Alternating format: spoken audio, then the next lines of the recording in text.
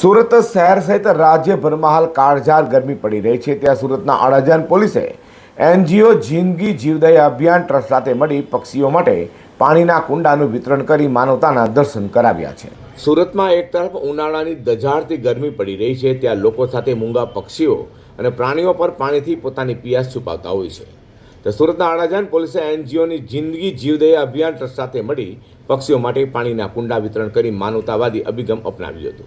સુરત શહેરમાં ઉનાળાની શરૂઆત થતાં તાપમાનનો પારો ઊંચકાયો છે, તો મનુષ્યોની સાથે અબોલ પક્ષીઓની ચિંતા કરી સુરત પોલીસે પ્રશંસનીય પહેલ કરી છે। અડાજણ પોલીસ સ્ટેશન અને જિંદગી જીવદયા અભિયાન ટ્રસ્ટના સંયુક્ત ઉપક્રમે પક્ષીઓ માટે પાણીના કુંડા વિતરણનો કાર્યક્રમ યોજવામાં આવ્યો હતો। આજરોજ અડાજણ પોલીસ સ્ટેશન વિસ્તારમાં આવેલા પ્રાઇમ માર્કેટ ખાતે અબોલ પશુ પક્ષીઓ માટે કુંડા વિતરણનો કાર્યક્રમ રાખવામાં આવે છે, જેમાં 250 જેટલા કુંડાઓનું વિતરણ કરવામાં આવેલું છે।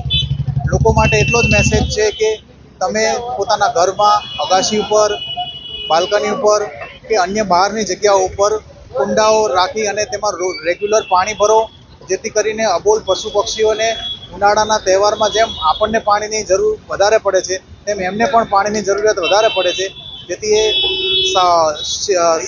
સરળતાથી પાણી પી શકે અને એક પુણ્યનું કાર્ય આપણે કરી શકીએ। ગરમીના દિવસોમાં પક્ષીઓને પાણી મળી રહે તે હેતુથી આ સેવા યજ્ઞ શરૂ કરાયો છે।